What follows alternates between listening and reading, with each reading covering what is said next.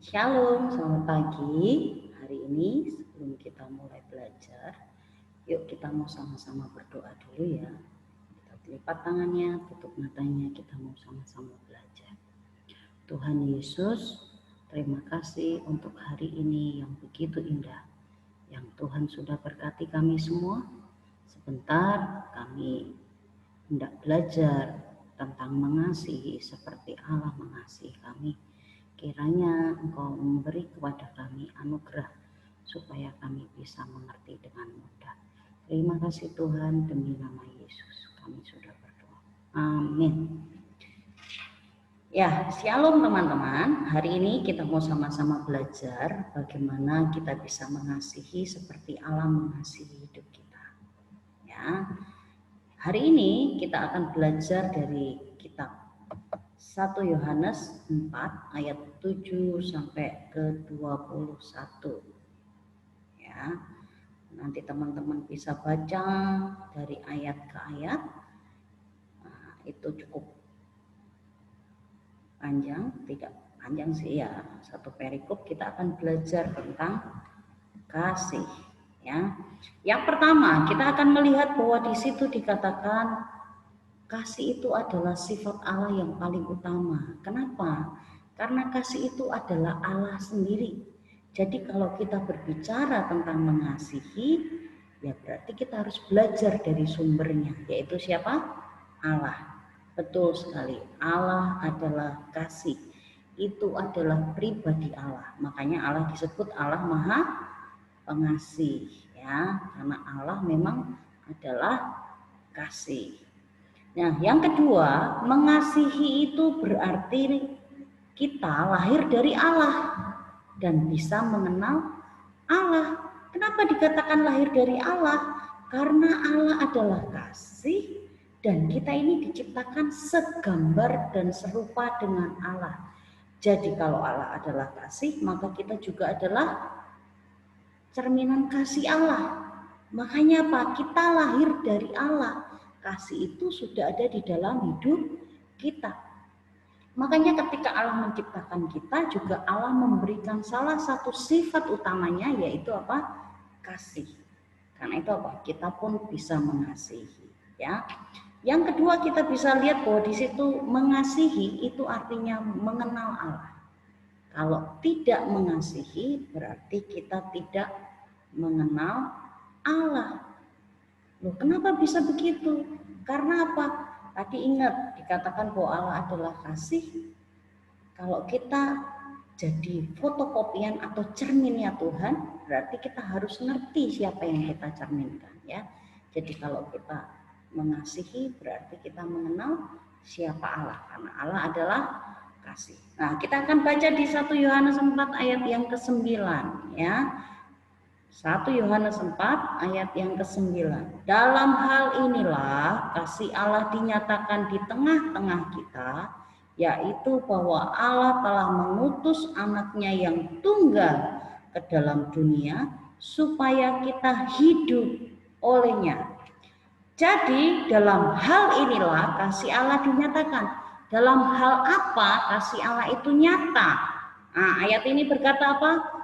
Allah telah mengutus anaknya yang tunggal ke dalam dunia supaya kita hidup olehnya. Jadi apa kasih Allah itu? Ya kasih Yesus sendiri. Bagaimana Yesus Kristus mati di kayu salib itu untuk menjadi bukti bahwa Allah itu adalah kasih, ya.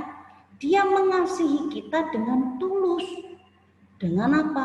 Penuh pengorbanan. Dia korbankan tidak hanya waktu, tidak hanya tenaga, tapi dia korbankan nyawa. Supaya apa? Kita bisa diselamatkan, ya. Diselamatkan, diampuni dosa-dosa kita. Dia menebus hidup kita supaya apa? Kita bisa hidup bagi Allah. Ya, supaya kita bisa hidup bagi Allah. Nah, inilah kasih itu. Bukti kita yang bukan kita yang telah mengasihi Allah, tetapi Allah yang telah mengasihi kita dan yang telah mengutus anaknya sebagai pendamaian bagi dosa-dosa kita. Jadi kasih yang sejati itu bukan bagaimana manusia mengasihi Tuhan, bukan bagaimana kita mengasihi Tuhan, enggak. Tapi fokusnya adalah Tuhan mengasihi kita, manusia yang berdosa. Kasih itu bicara tentang Tuhan Yesus yang mati bagi dosa-dosa kita. Makanya di ayat berikutnya dikatakan apa? Ketika Allah sudah mengasihi kita, maka haruslah kita saling mengasihi. Pertanyaannya, bisa nggak kita mengasihi semua orang atau saling mengasihi? Bisa nggak? Bisa. Kenapa? Karena Yesus, ingat, Allah itu sudah menciptakan kita dengan apa? DNA-nya itu kasih. Ya. Dan Allah itu sudah ada di dalam hidup kita. Jadi Yesus, benih Yesus itu sudah ada dalam diri kita. Benih kasih itu sudah dalam diri kita. Jadi pasti kita bisa mengasihi orang lain. Nah, Tuhan katakan ketika kita mengasihi, maka Allah di dalam kita dan kasihnya menjadi sempurna. Kenapa? Karena kita jadi cermin Tuhan. Tuhan sudah mengasihi kita, kemudian kita pancarkan kasih itu kepada orang lain. Itulah yang membuat kasih Allah itu menjadi apa? Sempurna. Nah, firman Tuhan katakan, barang siapa berada di dalam kasih, ia berada di dalam Allah. Nah, ketika kita percaya Yesus, kita juga sedang percaya akan kasih Allah yang besar untuk hidup kita. Nah, ketika kita di dalam Allah, maka Allah juga di dalam kita. Jadi orang itu kalau percaya kepada Tuhan Yesus, dia berada di dalam kasih Tuhan. Nah, ketika dia ada di dalam kasih Tuhan, dia juga ada di dalam Tuhan. Dia jadi manunggal, menjadi satu dengan Tuhan. Jadi bukan lagi Tuhan tinggal di dalam kita saja, tapi kita juga tinggal di dalam Tuhan. Atau tidak hanya kita saja yang tinggal di dalam Tuhan, tapi Tuhan juga tinggal di dalam kita.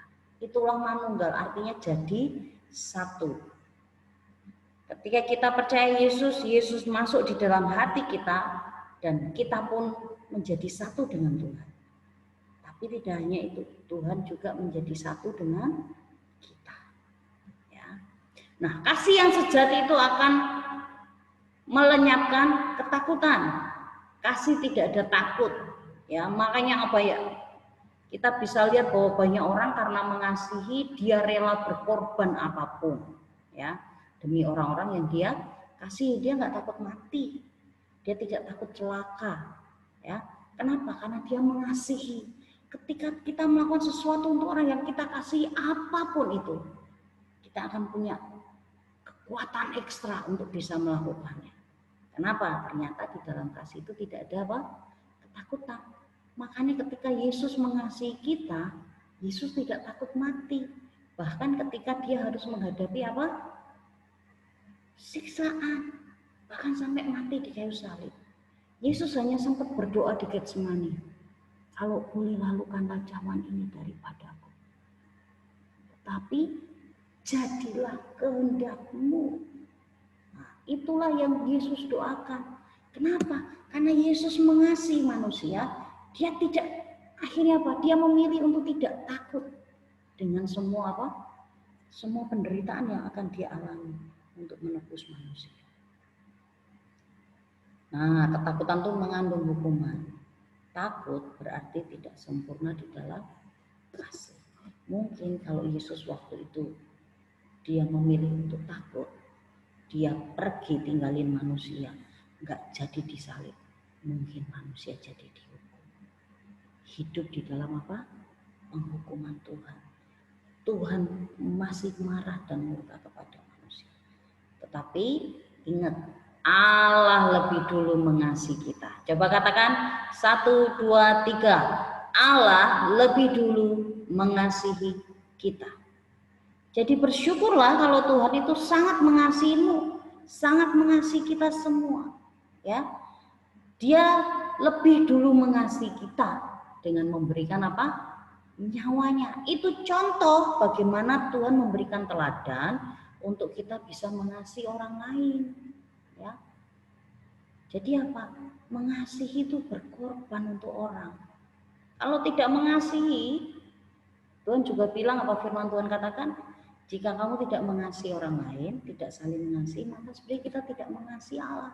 Kenapa? Enggak mungkin kita bisa mengasihi Tuhan yang tidak kelihatan.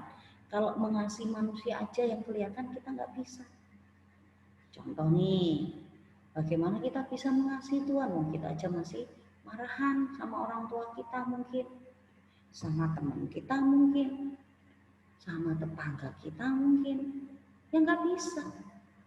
Karena mengasihi yang kelihatan aja kita nggak bisa, apalagi mengasihi Tuhan yang tidak kelihatan. Makanya cara paling mudah mengasihi Tuhan adalah dengan cara apa? Mengasihi orang lain.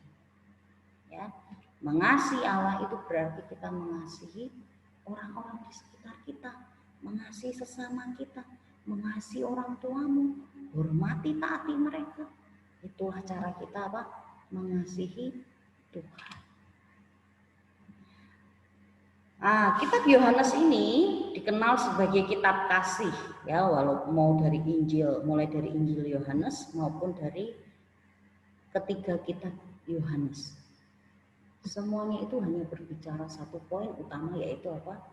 Kasih. Bagaimana Allah mengasihi kita dan kita mengasihi orang lain. Makanya tujuan kitab itu yang pertama apa? Memberi dorongan agar kita hidup bersatu dengan tunggal. Dikatakan tadi apa? Manunggal, ya, bersatu dengan Tuhan, manunggal dengan Tuhan.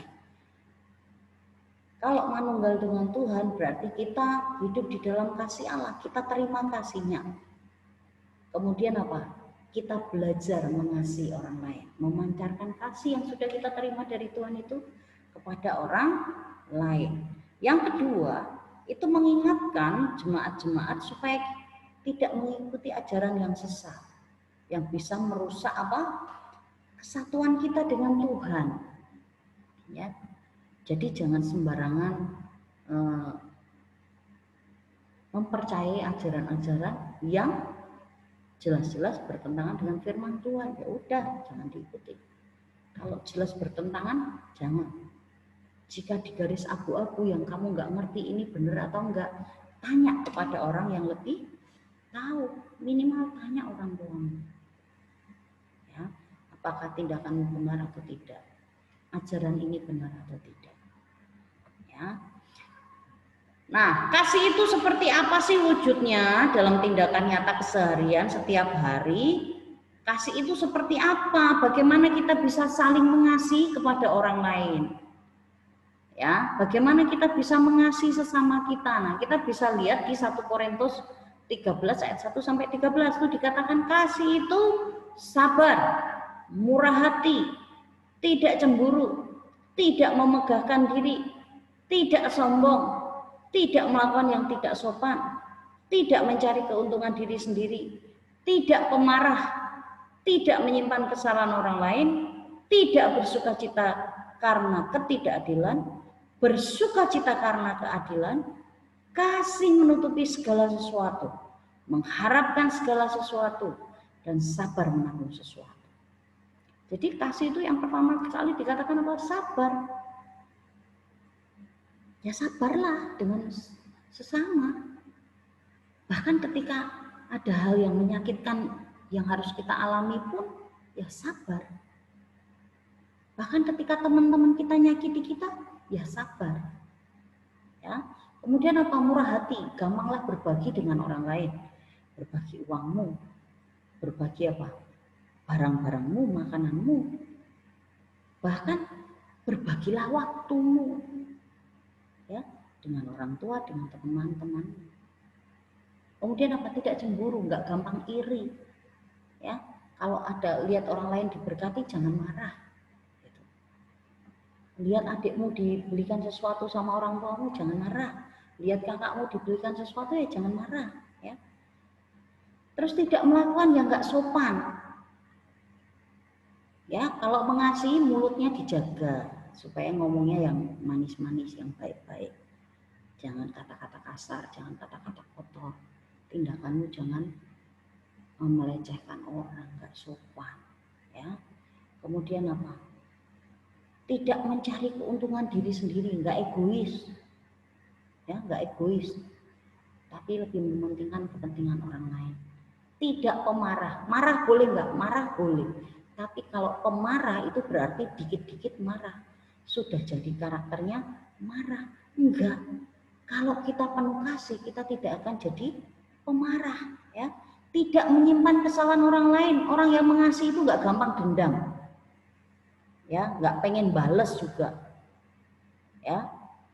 Tidak mengingat-ingat kesalahan yang sama dari teman kita, tidak mengingat-ingat kesalahan orang lain, tidak suka mengungkit-ungkit, tahu nggak mengungkit-ungkit?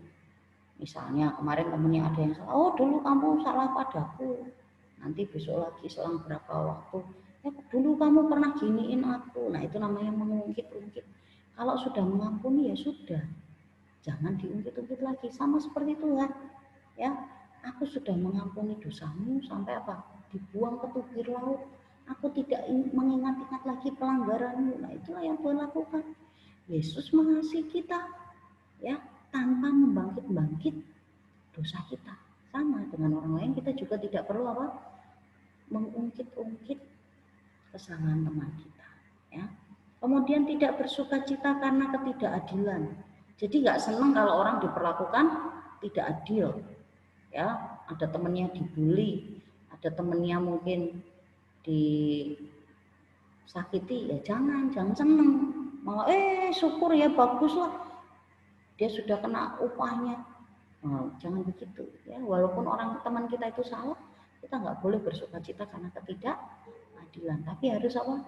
Bersukacita karena keadilan, menyatakan apa yang benar ya. Menutupi segala sesuatu, mengasihi itu melebihi segalanya, termasuk mengasihi itu melebihi kesalahan orang di sekeliling kita. Jadi kalau kita mengasihi mereka, kasih kita itu lebih besar daripada marah kita mungkin, lebih besar dari kecewa kita mungkin. Gak gampang ya. Terus kasih itu mengharapkan sesuatu. Dia selalu membuat hidup kita ini penuh pengharapan. Tidak gampang menyerah. Ya, mempercayai hal yang baik. Itulah pengharapan. Dan apa? Sabar menanggung segala sesuatu. Mau membayar harganya, mau menanggung semua resikonya demi kita mengasihi orang lain. Makanya contoh yang kita pakai untuk mengasihi adalah belajar seperti Yesus sudah mengasihi kita. Yesus mengasihi kita itu sampai mati, berkorban nyawa. Mungkin orang-orang di sekeliling kita sih tidak menuntut kita untuk memberikan nyawa. Mungkin hanya meminta sedikit waktumu, boleh dong aku curhat sama kamu, cerita sama kamu. Ya. Mungkin hanya menuntut sedikit perhatian kita, pengen ditanya gimana kabarnya, kamu ada temennya enggak? Nah, itu sesuatu yang sederhana yang mungkin kita bisa lakukan. Ya, belum sampai bertaruh nyawa. Makanya hari ini nih Tuhan tanya kepada kamu, mau nggak kamu mengasihi? Belajar mengasihi orang lain seperti Tuhan mengasihi kita, seperti Tuhan mengasihi kamu. Mau nggak? Ya.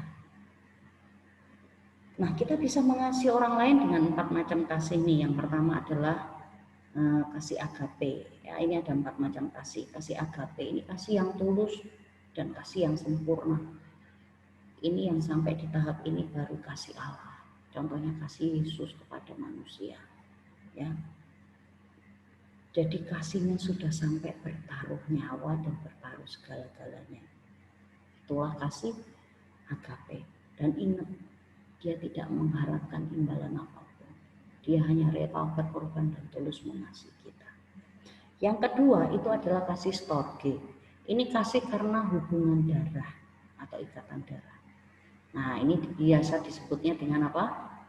Kasih keluarga. Contoh kasih ayah dengan anak, ibu dengan anak, anak dengan orang tua, terus saudara dengan saudaranya, kakak dengan adik, terus kakek dengan cucu dan sebagainya. Itulah kasih storge, karena ada apa?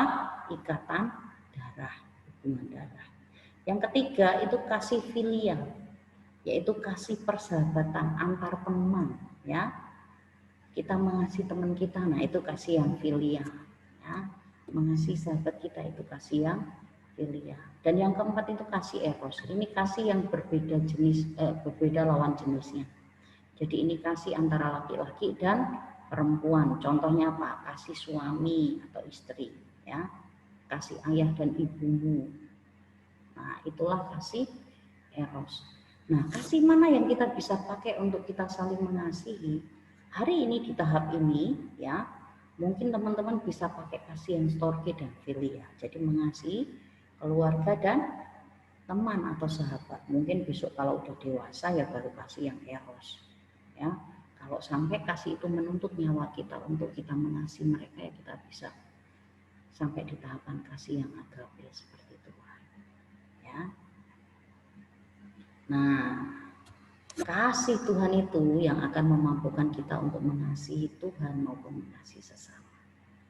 Jadi Tuhan sudah mengasihi kita, maka kita bisa mengasihi orang lain. Jadi kita mengasihi bukan dengan kasih kita, bukan dengan kekuatan kita, tapi dengan kasih Allah, dengan kekuatan Tuhan.